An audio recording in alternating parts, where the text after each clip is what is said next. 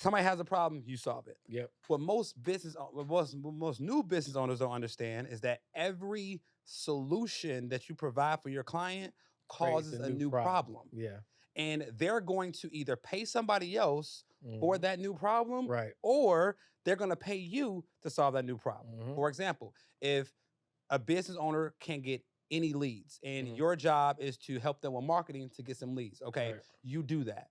Now they have leads, but do they have a sales team that can convert those leads? Or do they have a funnel to turn those free leads into paid leads? Okay, so if you help them with getting leads, your next offer to help retain them should be, all right, I helped you get new leads. I have another service where we will place a setter in your company who will call all the leads and try to close them on your product or service. Right.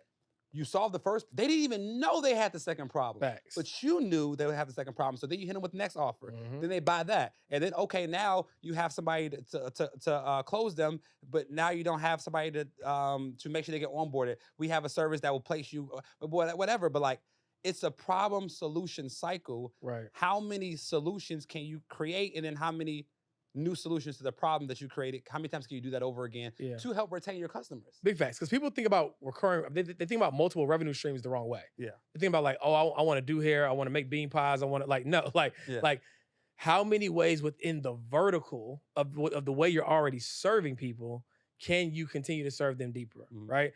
And to your point about doing something that they don't think about, it doesn't matter. Like, so for example, like we ask all of our clients to fill out a getting to know you better form, right? And so let's say we have a client that lives in New York and they get a new job and we know that their favorite food is Mexican or something, right? Now, that has nothing to do with the value proposition of our service. But we know that first week that they're working, they just got the new job. Hey, congratulations on the new job. Here's a $25 gift card for lunch. We know that the last thing you want to be worried about, in the first week of job getting on board is figuring out where you're going to eat lunch.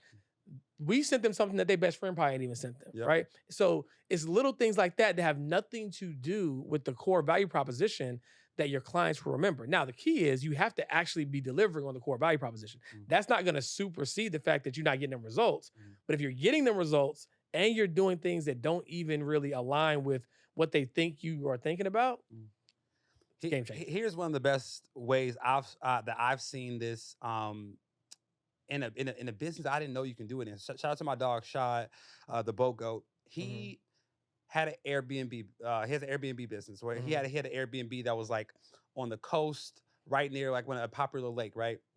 So he had an Airbnb there. People will pay him, and it's a high price Airbnb. So only high net worth people are gonna stay there.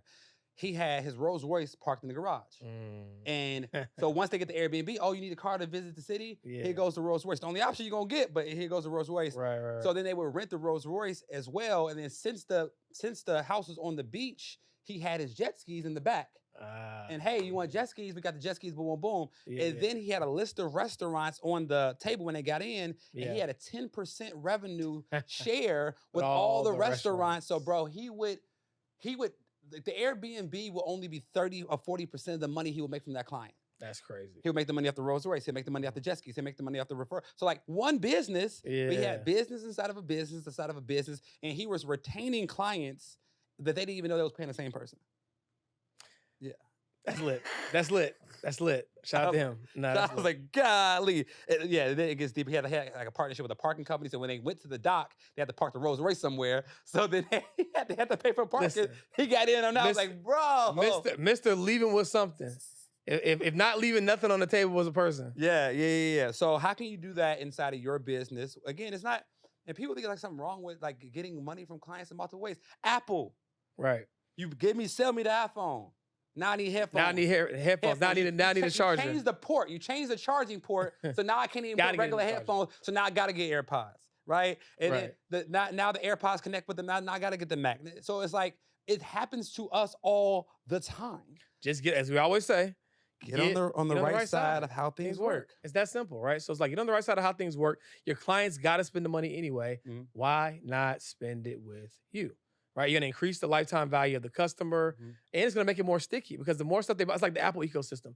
Even if Android, which is not, just get this dispel the myth. Even if it was a better phone, right? Even if it was a better phone. Did you see like the top five selling phones of 2023 was 4 iPhones and then one Android? That's hilarious. It was like iPhone 15, 14, 13, 12. That's Droid. crazy. Our old models outselling your best. That's Yeah. crazy. But like once you get in the ecosystem, it's almost inconvenient. Yes. Right, to get out, right? So if someone has multiple products or services with you, now you might not have your business set up this way where like they don't do one, they can't get any.